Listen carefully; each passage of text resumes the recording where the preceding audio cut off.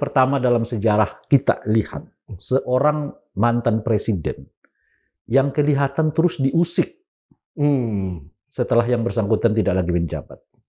Bangsa kita ini itu selalu melihat pejabat itu orang baik. Bahkan seburuk apapun dia akan tetap dilihat sebagai orang baik. Kalau selama ini semua mantan presiden kita dihormatin, dihormatin, nyaman setelah nggak berkuasa. Apa yang terjadi kepada Pak Jokowi ini? Semacam peringatan bahwa Anda bisa loh dijokowisasi setelah tidak jadi pejabat.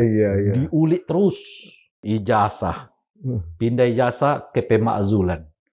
Pindah pemakzulan ke ijazah anaknya. Sekarang Bush. Dalam 1 tahun. Siapapun pemimpinnya yang masih akan datang, Anda harus hati-hati. Jangan menyimpan sesuatu yang Anda akan dipersoalkan setelah justru tidak berkuasa. Sakit.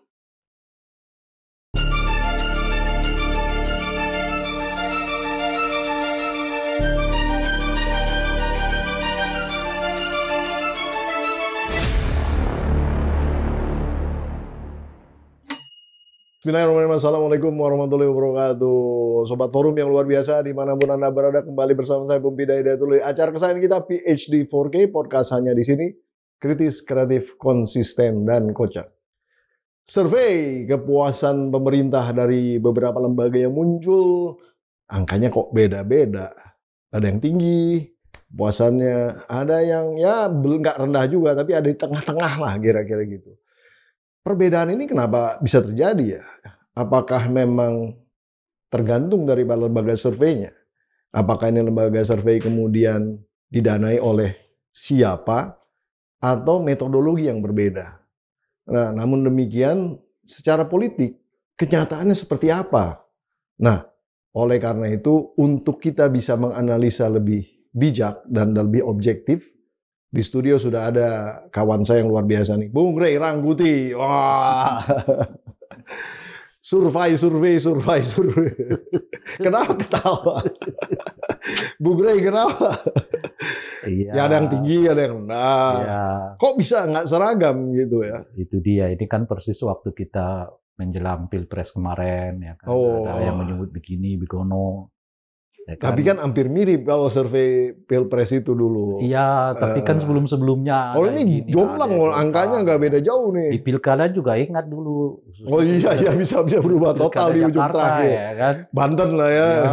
Ada yang begini, dan sebagainya gitu. Jadi di satu segi ya apa namanya itu ya, apa istilahnya itu ya, perbedaan-perbedaan ini sulit dijelaskan gitu. Nah, tapi saya juga melihat bahwa apakah survei-survei itu merekam sebetulnya peristiwa yang sesungguhnya terjadi. Kenyataannya ya. Nah, saya dulu kritiknya seringkali begini nih.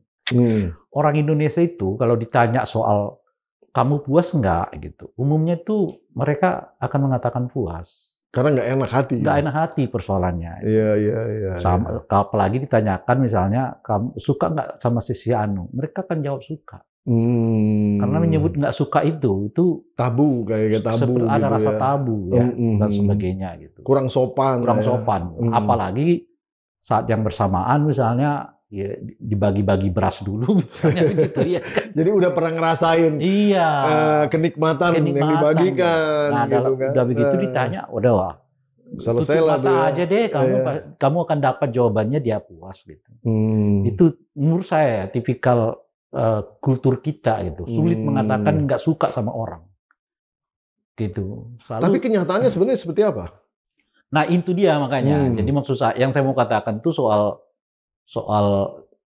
survei ini motret nggak ya pada tingkat tertentu psikologik dan kultur orang Indonesianya. Itu maksud yang saya mau katakan. Gitu. Sebab kalau kita mendasarkan diri pada jawaban-jawaban formalistik mereka, saya kira hampir positif selalu tuh kan keluar gitu. Kecuali ada sesuatu yang sangat-sangat buruk terjadi gitu ya, yang membuat orang kemudian nggak bisa gitu. Untuk tidak mengatakan bahwa itu salah. Gitu. Itu satu tuh. Kultur yang kedua bangsa kita ini, itu selalu melihat pejabat itu orang baik. Gitu ya. Bahkan seburuk apapun dia akan tetap dilihat sebagai orang baik. Iya, iya. Feodalisme tuh ya berarti ya. Saya menyebutnya sekarang sebagai kultur pejabatisme. Jadi pejabat yang dianggap selalu merupakan semacam titisan dari mana gitu ya, yang membawa kebaikan bagi seluruh publik. Bahkan ketika dinilai secara objektif pun, misalnya ya, sangat tidak pantas dia sebagai orang baik, tapi orang selalu menyebut dia baik. Dan itu yang kita alami misalnya sekarang ketika pemerintah mau menetapkan Soeharto sebagai pahlawan. Anda nggak akan temukan dalam sejarah kita pemimpin yang dicap orang sebagai tidak baik. Gitu.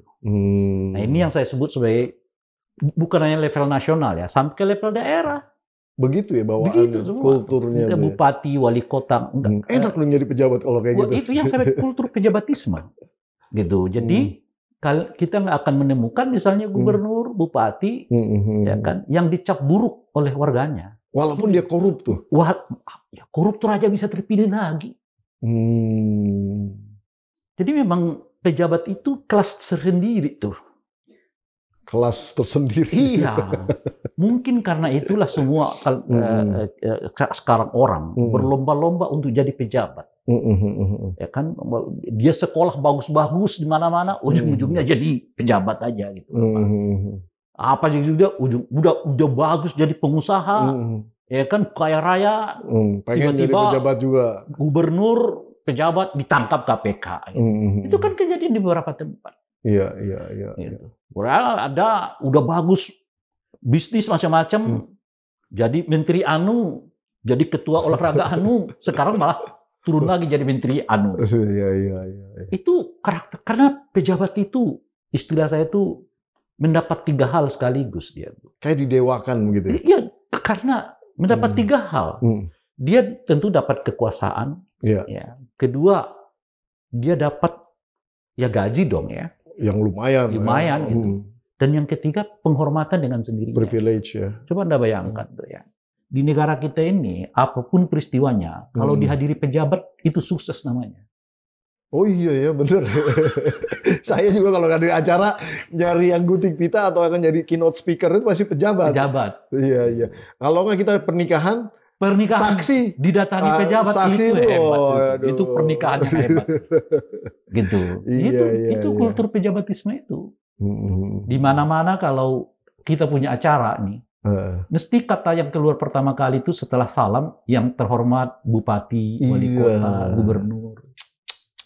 Gitu. Itu negara pejabatisme. Saya sendiri dalam situasi yang sedang mengkampanyekan untuk mulai mengubah mentaliti pejabatisme itu. Nah, saya sering kali mengatakan ke beberapa kawan mahasiswa yang kebetulan mengajak saya diskusi itu, kalau kalian ngundang pejabat, tempatkan di baris paling bawah belakang aja. Sampai ia bisa membuktikan memang ia layak dihormati. Gimana tuh caranya? Gimana tuh caranya? Berprestasi dong. Oh iya. Iya kan? Kalau baru-baru biarin belakang. Di belakang aja dulu. Mohon maaf Pak Bupati, Wali Kota, Gubernur. Karena belum ada. Kami tempatkan di belakang karena kami belum melihat sesuatu yang membuat kami layak menghormati Anda. Kenapa bisa terjadi begitu? Karena orang menghormati jabatannya itu.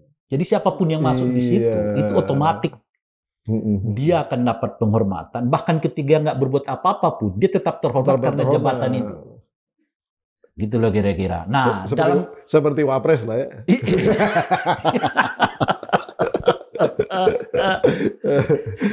Langsung ketawa. Enggak, itu bukan. Saking hebatnya jabatan itu, orang membuat apa aja pun. Beli pun jadi oke. Rubah konstitusi pun jadi. Saking hebatnya jabatan itu. Gitu. Luar biasa. Nah, dalam kultur masyarakat kayak begitu, Anda survei. Berarti sebetulnya angka-angka, ya katakanlah, kan lembaga survei juga macam-macam ya. Mungkin ada yang punya legitimasi yang cukup kredibel. Tapi dengan angka yang berbeda-beda ini kan menjadikan sebenarnya... Sorry. Ada yang 3 lagi tuh. Apa itu? Sebetulnya kan rakyat kita itu ya menunjukkan ketidaksukaan itu pada kata tapi kan. Oh dia Oh, bagus tapi. tapi pokoknya kalau ada tapinya Ah, berarti nggak udah. bagus. Sebetulnya kita pegang tuh yang Yang tapinya, tapinya. gitu. Tapinya ke sana itu gitu loh, Pak.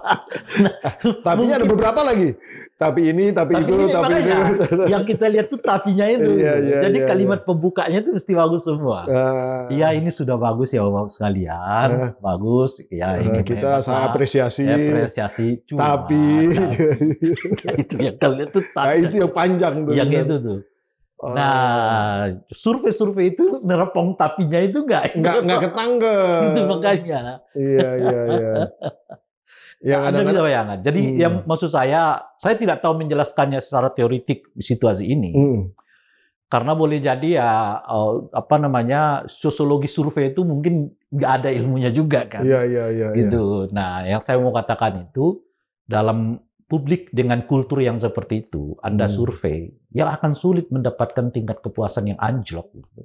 Kecuali karena sebuah peristiwa yang sangat besar. Iya, iya, iya. Katakanlah misalnya yang bersangkutan tuh terbukti korupsi gitu. Mungkin dia akan anjlok gitu ya. Iya. Atau yang bersangkutan itu apa namanya? Katakan misalnya di kita ini sensitif misalnya soal KDRT, misalnya, dia akan bisa anjlok, ya kan? Atau misalnya di kita ini sensitif kalau menemukan pemimpin-pemimpin yang mabok di jalanan misalnya, itu bisa anjlok. Tapi narkoba macam-macam. Jangankan nggak membangun, bahkan ketika ia korupsi sekalipun, bisa-bisa tetap dihormati orang loh. Dia terbukti korupsi, pulang ke daerah, pulang ke mana, bisa tetap dihormati orang. Iya. Karena yang selalu yang saya sebutkan tadi secara sosiologis, orang apa namanya itu pemimpin kita itu otomatis jadi apa namanya itu ya dihormati, bukan karena dia kerja atau enggak, karena jabatan itu sendiri gitu. Nah, sosiologi kayak gini ada nggak ya di dalam kacamata survei itu menurut saya. Tertangkap atau tidak? Tertangkap enggak? Ini bukan hanya tertangkap, tapi bagaimana memahami survei kepuasan terhadap para pemimpin di negeri di mana orang selalu melihat bahwa kepemimpinan itu sesuatu yang beda gitu loh. Iya. Itu bukan tingkat nasional. Anda survei kepala-kepala daerah itu juga umumnya akan mengalami hal yang sama. Padahal mungkin mereka belum bekerja. Itulah sebabnya di Indonesia ini nggak ada pemimpin gagal. Nggak ada yang mau mengundurkan diri juga. Nggak ada.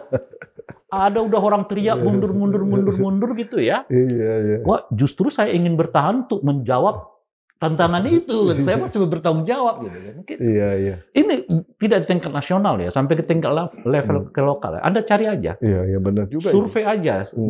Anda boleh cek. Umumnya publik kita akan mengatakan puas, bahkan ketika pemimpin itu nggak berbuat apa-apa. Artinya tadi kembali ke poin saya, berarti legitimasi hasil survei ini sulit ya? Aku nggak bicara metodologi. Dikorelasikan dengan kenyataan yang ada maksudnya. Saya tidak mau berbicara metodologi. Semua metodologinya mungkin benar, tepat, secara ilmiah benar ya. Terpenuhilah persyaratan-persyaratan itu gitu. Dan saya dari dulu nggak terlalu suka bicara metodologinya gitu. Tapi pertama saya mau mengatakan adalah sosiologi masyarakatnya gimana. Gimana Anda bisa nyimpulin ini? Maksudnya ada gap antara itu saya gimana? Mau cerita misalnya begini, gimana? kita berbicara tingkat kepuasan misalnya kepada Pak Prabowo, ada yang 80, 78. Ya segitulah. Gede lah ya, gede banget lah itu. 70, 80 lah kisarannya gitu ya. Bagaimana menjelaskan peristiwa 15 Agustus 27, 27, 28, 29, 30 Agustus itu. Presiden Prabowo 3 kali ngomong loh itu, dan nggak meredakan massa. Iya. Artinya di tengah survei yang sangat tinggi, angkanya, kepuasannya ternyata nggak bisa tidak tercerminkan di dalam konteks di lapangan masyarakat, dan tidak juga bisa membuat publiknya ngikut beliau gitu loh, Mas. 3 kali presiden. Pertama yang malam-malam melalui video biasa. Kedua berbicara melalui partai-partai politik. Lalu berbicara melalui tidak langsung ya, melalui juru bicara ataupun perwakilan intelektual atau rohawanian Indonesia melalui Gerakan Nurani Bangsa. Setelah pertemuan itulah kemudian mereda. Gitu. Tapi sebelumnya enggak. Bahkan pidato pertama Pak Prabowo itu seperti nggak punya efek di lapangan. Dan tuntutan 17+8 tuh banyak juga ya? Iya, saya belum bicara tuntutannya dulu gitu. Tapi kita kan ngelihat soal gimana menjelaskan fenomena 27, 30 dengan tingkat kepuasan itu. Dengan putusan yang sangat Kalau tinggi. tingkat kepuasan itu ada, sekali seruan Pak Prabowo itu asumsinya harusnya silent. Iya. Reda langsung ya. Gitu. Tapi kan kenyataannya enggak. Alih-alih reda yang ada bertambah-tambah kan. Nah, pidato pertama Pak Prabowo itu mengatakan percayalah sama saya, itu intinya tuh. Tapi yang terjadi di lapangan makin jadi-jadi. Iya. Gitu. Baru kemudian pidato kedua saya bersama dengan tokoh-tokoh partai. Kan. Pidato yang ketiga baru beliau menjawab soal reformasi polisi gitu ya, kemudian juga soal undang-undang perampasan aset ya dan sebagainya. Gitu. Untuk kejadian itu kan banyak yang ya maksudnya dari pihak pemerintah terutama menuduh adanya penunggangan secara politis. Sehebat apapun penunggangan itu kalau tingkat kepuasan tinggi harusnya reda. Kalau udah Pak Prabowo mengatakan stop dong, percayalah sama saya. Jadi kan kita mau mengatakan antara kepuasan dengan kepercayaan ternyata dua hal yang berbeda, kan nggak masuk akal kita gitu loh saya.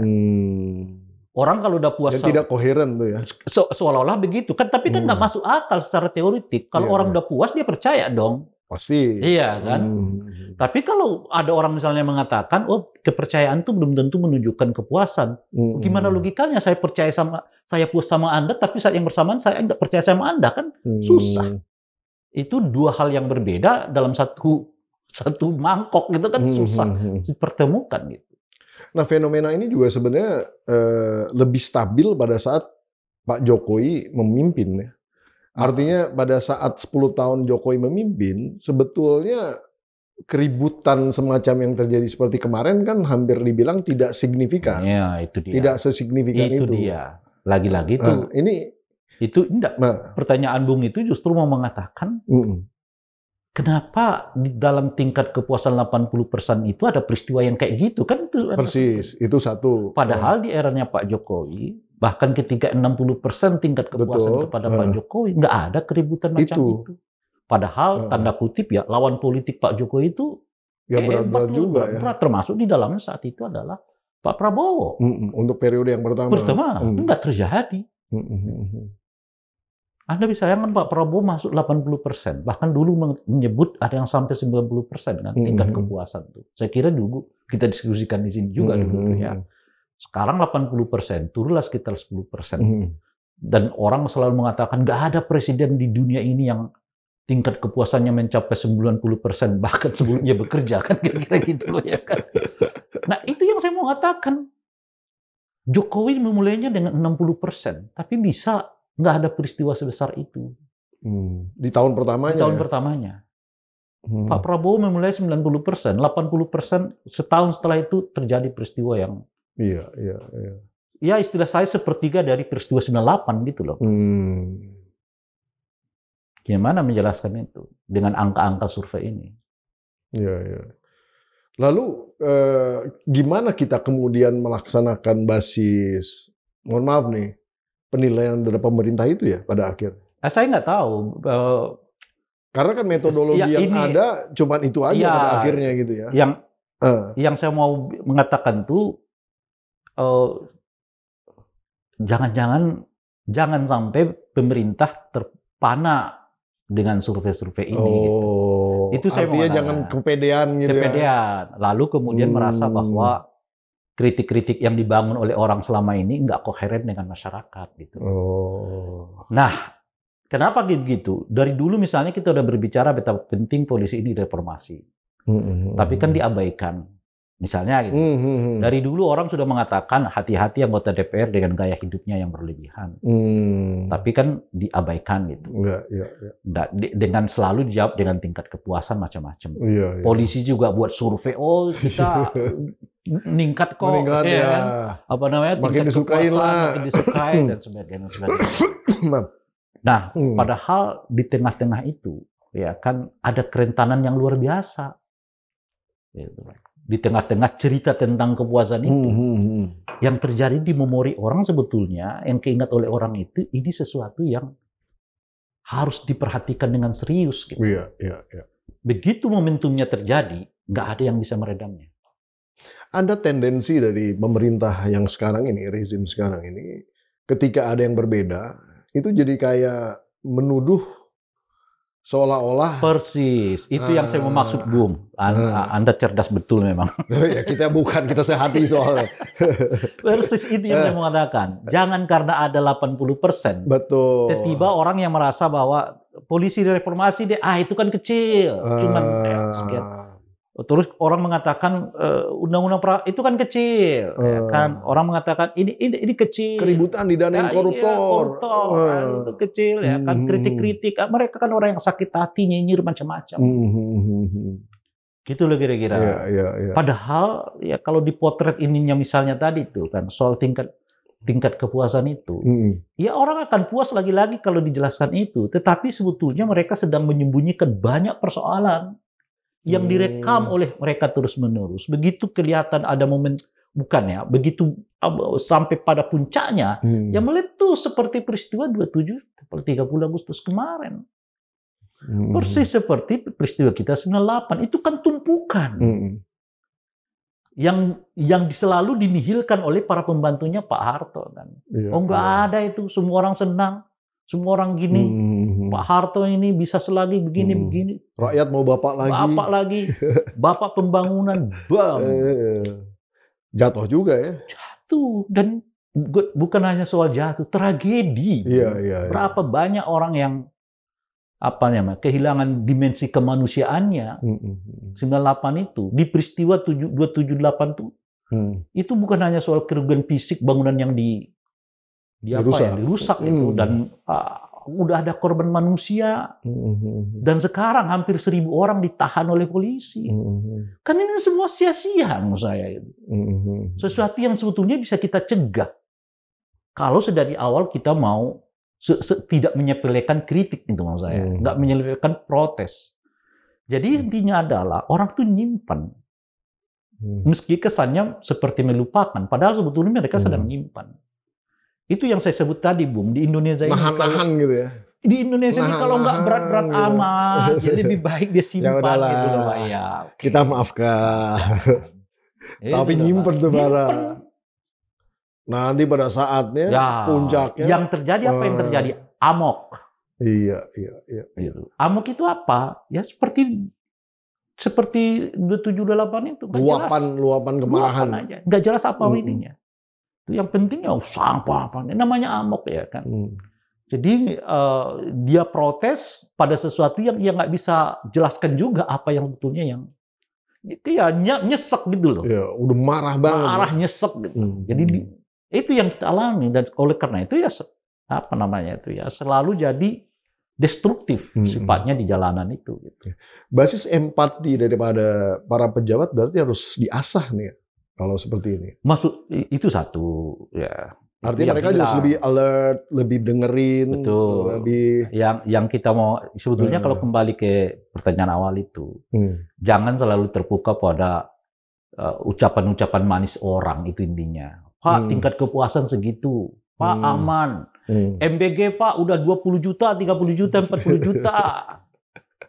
Gitu. Yang keracunan sekian persen saja. Sekian persen Pak, kayak gitu-gitu loh Pak. Iya. Gitu. Nah ujung-ujungnya padahal masyarakat kita itu nyimpan. Kritikan itu bisa dianggap sebagai suatu pesimisme nggak sih sebenarnya? Enggak juga. Nggak boleh kan, kritikan itu kan sebenarnya untuk memperbaiki kan. Tapi kan kita selalu dinilai, jangan pesimis, jangan ini gitu. Kalau yang mengkritik itu. Betul kan? Kalau dibilang jangan pesimis itu masih oke. Iya. Kalau dibilang makar kan itu susah.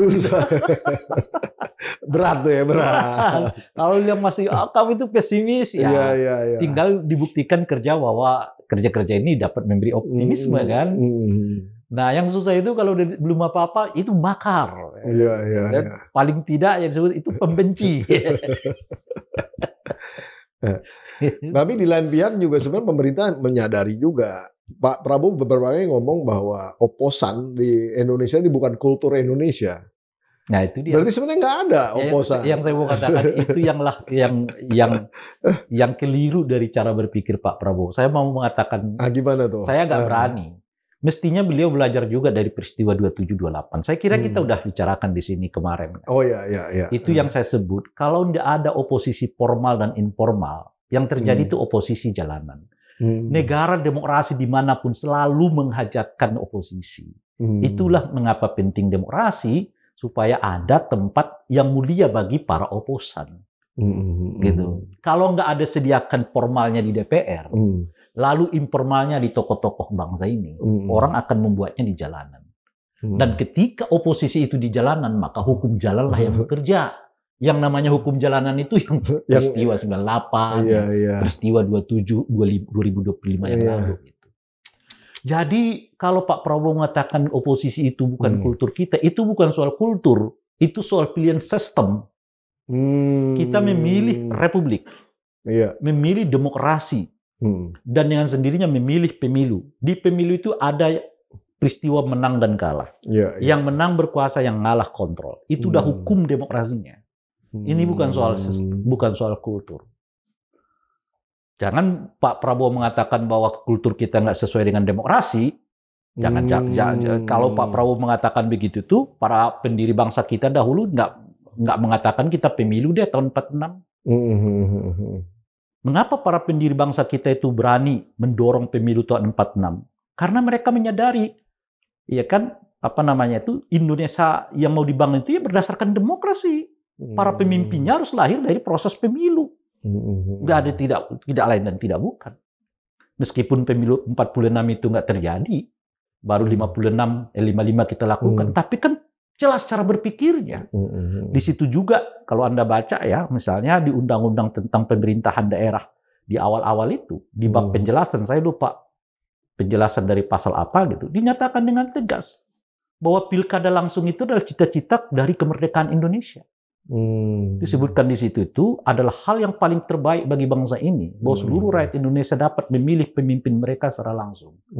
Tetapi karena disebabkan faktor teknologi, faktor fasilitas, faktor macam-macam, maka pemilihan kepala daerah yang dilakukan pada tahun 49 atau saya lupa persisnya tahunnya, dilaksanakan tidak secara langsung.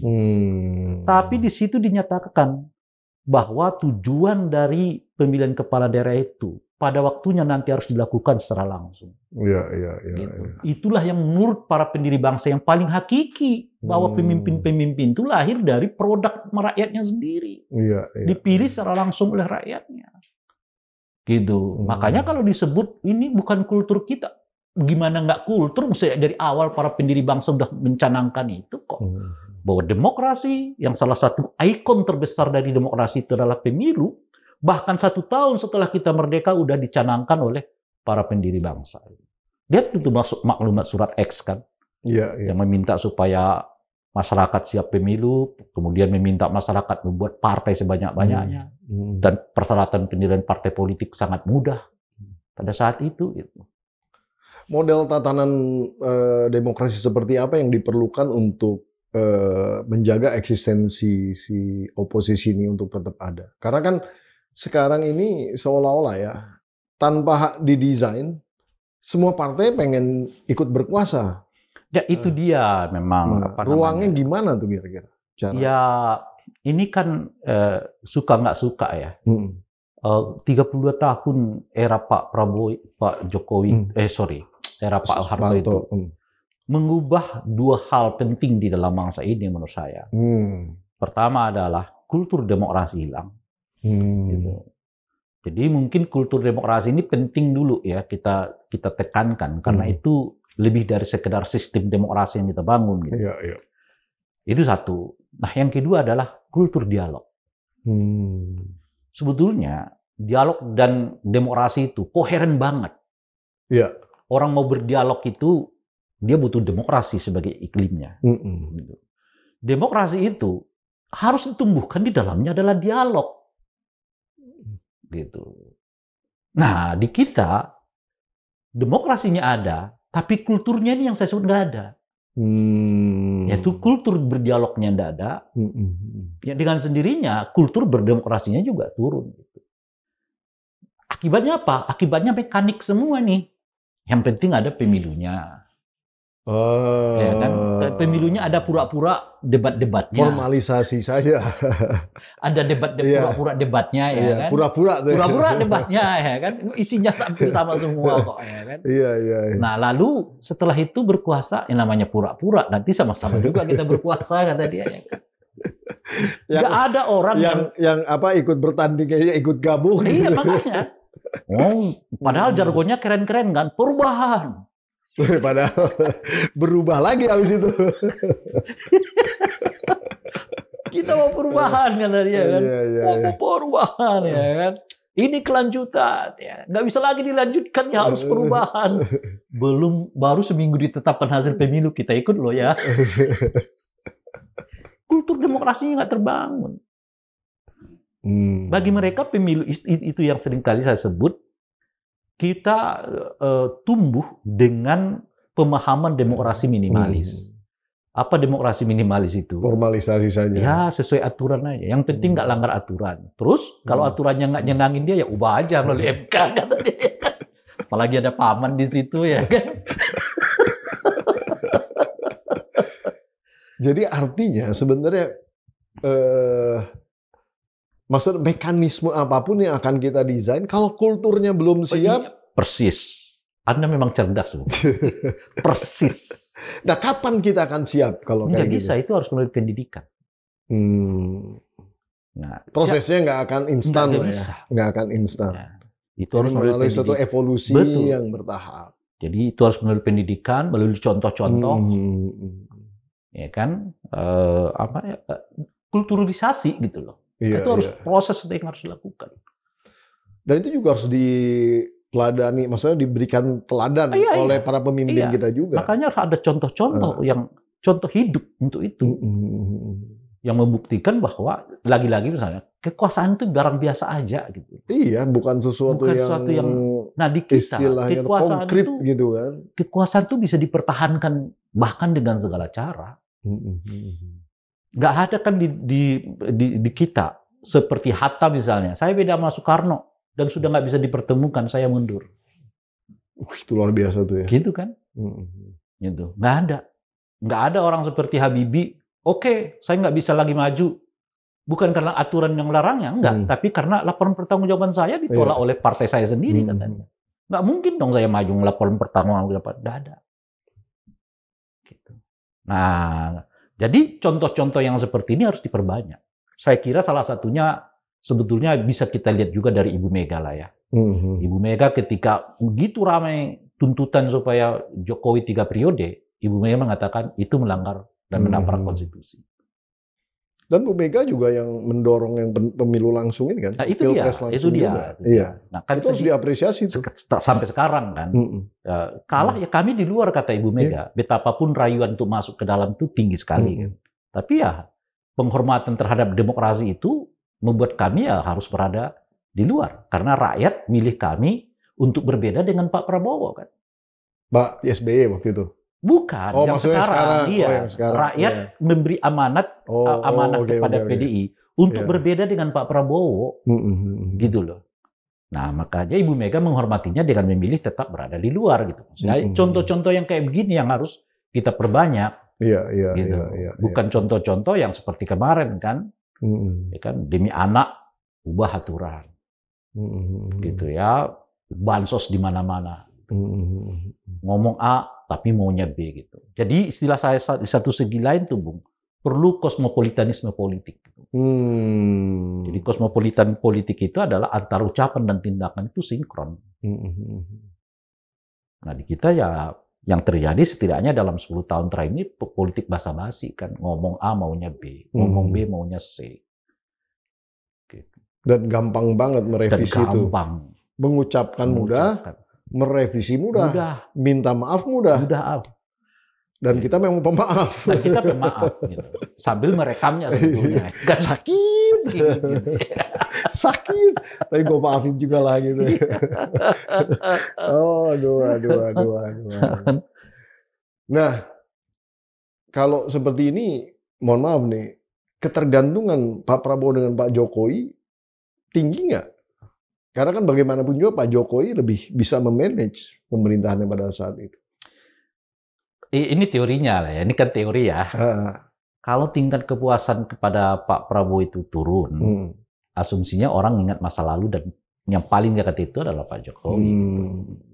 Tapi kalau tingkat kepuasan kepada Pak Prabowo tinggi, Pasti Pak Jokowi turun, Pak Jokowi akan turun. dilupakan juga. Dilupakan orang gitu. Hmm. Nah, saya nggak tahu kamu pegang survei yang mana nih.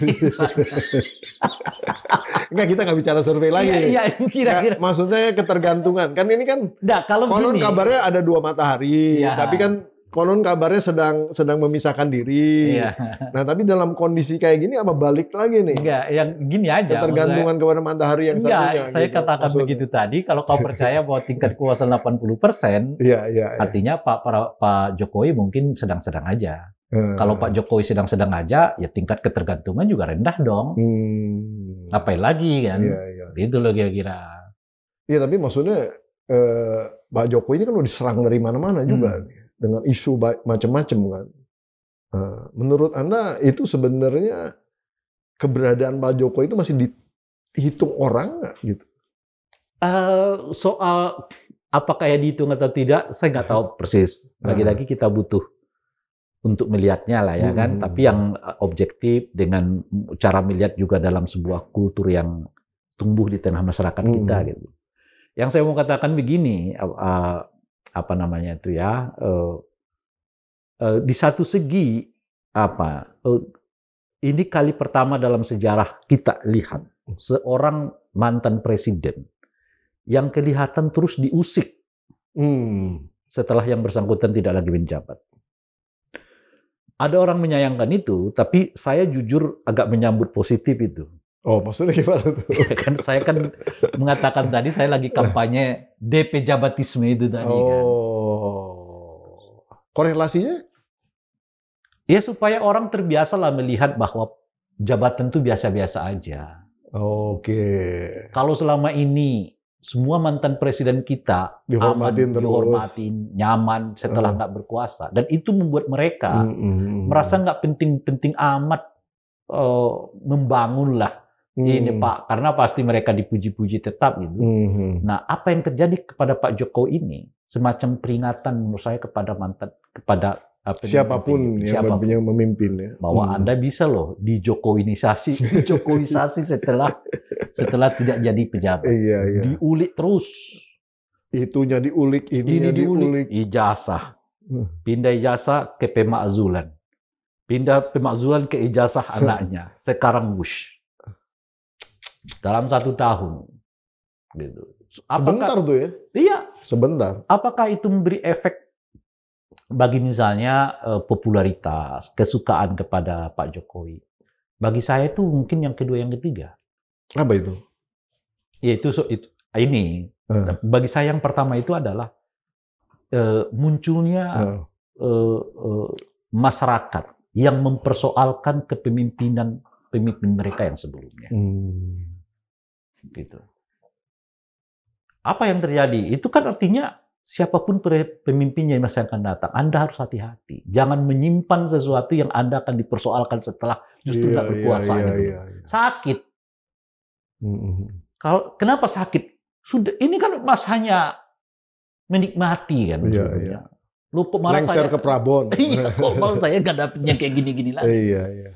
Jadi ini udah jadi pikiran baru. Ini dua. Satu Soeharto, ya kan. Tapi kan kalau kita lihat nih, ke Soehartonya dibanding ke Pak Jokowinya, Jokowinya jauh lebih kencang gitu. Kan karena nggak ada peristiwa yang mendesak orang untuk mempersoalkan Pak Jokowi setelah dia lengser. Kalau Pak Harto kan ada, ya peristiwa 98 itulah, ya kan? Iya. Itu persoalan besarnya kan. Karena nggak ada persoalan besar pada saat Pak Jokowi lengser. Iya, natural aja tuh ya. Nggak ada peristiwa yang benar-benar bombastis membuat orang harus mengevaluasi itu. Tapi perjalanannya biasa, semua proses legalitas terjadi gitu ya. Kekuasaannya 2 periode. Serah terima, tapi setelah itu dipersoalkan orang. Gitu. Nah, ini menurut saya ya satu situasi yang pada tingkat tertentu penting dalam kerangka untuk itu tadi mengingatkan itu ya. melunturkan ya kultur pejabatisme bangsa kita. Jadi orang nggak merasa bisa tiba-tiba akan nyaman aja. Yang penting kita lakukan sekarang. Iya. Kan selalu orang berpikir setelah nggak kita menjabat, ya orang juga akan lupa. Ini pelan-pelan nih mulai kejadian peristiwa ini gitu. Nah ini menurut saya peristiwa penting. Nah soal apakah misalnya Pak Jokowi stabil atau turun, nggak penting juga bagi politik ini gitu loh, Mas. Gitu kan. Walaupun di survei itu ya. Iya, kalaupun misalnya gitu. Kenapa gitu? Karena itu yang saya sebut tadi, tingkat kepuasan sebesar apapun kepada Pak Jokowi, pada kenyataannya nggak bisa mengubah tingkat kepuasan itu menjadi kekuatan politik. Itu maksudnya. Iya. Walaupun ada Gibran nih di dalam. Kenyataannya kan Gibran seperti nggak berfungsi kan? Iya. Seperti atau tidak berfungsi. Harus ditekankan itu beda itu. Kalau seperti itulah orang Indonesia ini ya kan. Mengatakan buruk itu selalu tega gitu.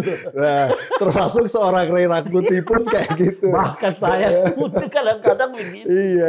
Itu dia. Mengatakan nggak tega. Sugar coating lah kalau dalam bahasa Inggrisnya itu, di sugar coating gitu. Itu dia. Nggak bisa direct gitu. Iya, selalu cari bahasa yang dilembutkan. Iya, yang eufemis lah gitu. Tapi seorang paham. Tapi kan Anda paham maksudnya. Enggak, saya kan bertanya untuk pendekatan, beda. Itu tiba-tiba ke survei dengan cara yang kayak gitu ya repot. Balik lagi nanti muncul lagi. Iya. Wah, jadi masuk akal sekali nih kalau ini. Saya seneng banget nih tiba-tiba kita punya satu event yang tadi Bung Ray langsung bisa kasih contohnya gitu, luar biasa. Kelihatan kan? Langsung. Bahkan itu pun saya nggak bisa ngomong yang seorang Ray Rangkuti yang tukang kritik aja pakai sugar coating. Harus cari kalimat yang paling halus. Kalau saya pakai misalnya, maaf ya. Iya, sama. Mohon maaf nih. Kayak gitu. Itulah di kita tuh. Iya. Begitu. Gimana menjelaskannya kan? Padahal kita maaf kenapa orang kita ingin menunjukkan kebenaran pakai minta maaf. Cuma memang ya hubungan dengan Pak Jokowi itu nggak akan diputus. Iya. Oleh Pak Prabowo. Retak iya, tapi di retakan itu masih ada garis ininya, tebalnya gitu. Iya, masih dilem-lem dikit lah. Makanya sekali-kali nampil lagi bersama Pak Jokowi. Gitu loh. Tapi kan semua sektor dia ini mulai pelan-pelan nih. Wush misalnya, perdebatan soal wush ini. Kan muncul dari Pak Purbaya kan. Iya.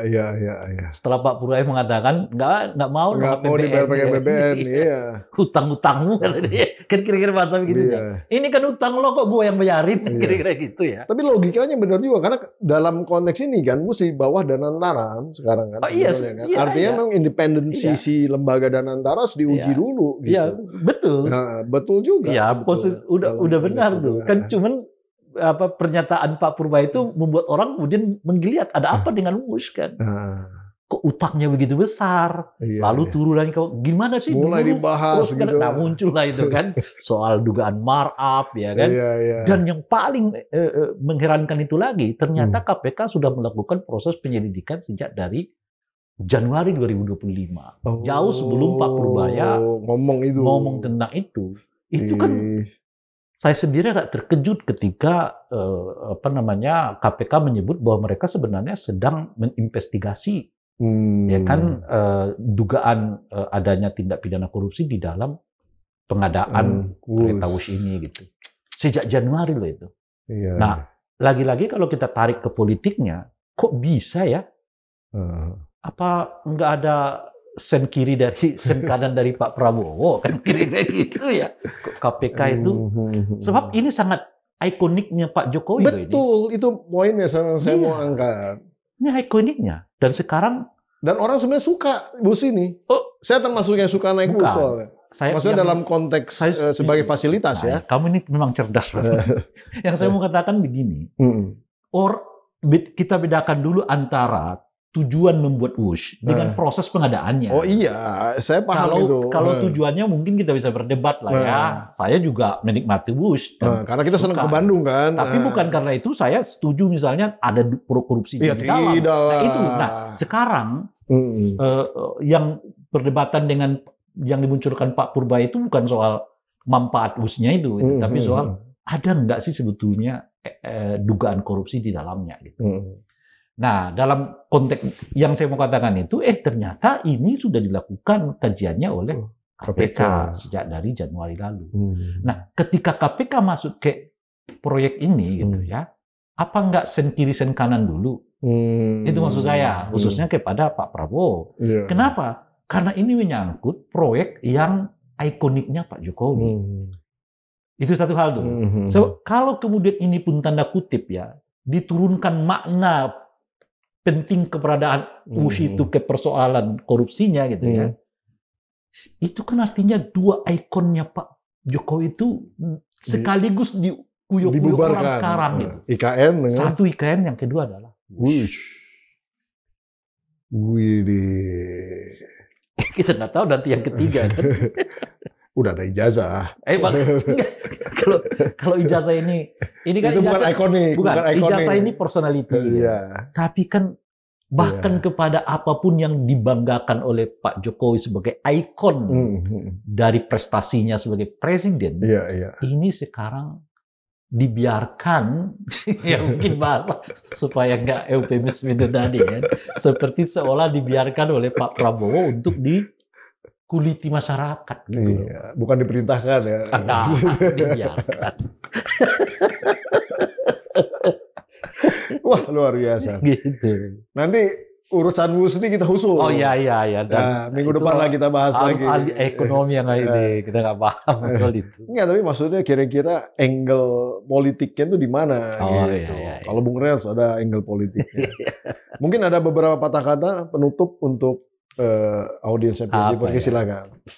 Inti dari diskusi kita ini ya, kalau saya menekankan pada aspek betapa penting kita mensosialisasikan kultur de-pejabatisme itu. Iya, saya senang sekali itu ide itu. Iya, jadi bukan kita berarti tidak menghormati pejabat, tapi buktikan dulu memang mereka layak dihormati. Jadi bukan karena jabatan itu mereka dihormati, tapi memang karena kerja-kerja mereka sangat layak dihormati.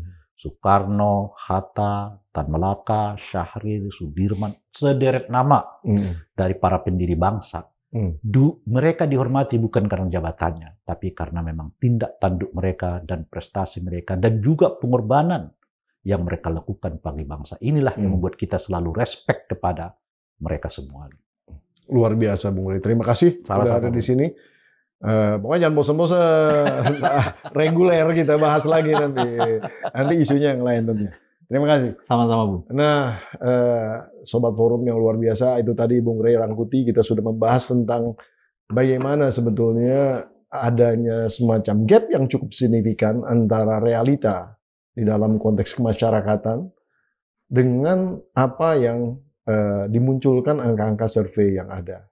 Nah, oleh karena itu, mari kita lebih cerdas di dalam konteks melihat apapun juga, karena apapun yang diklaim belum tentu benar.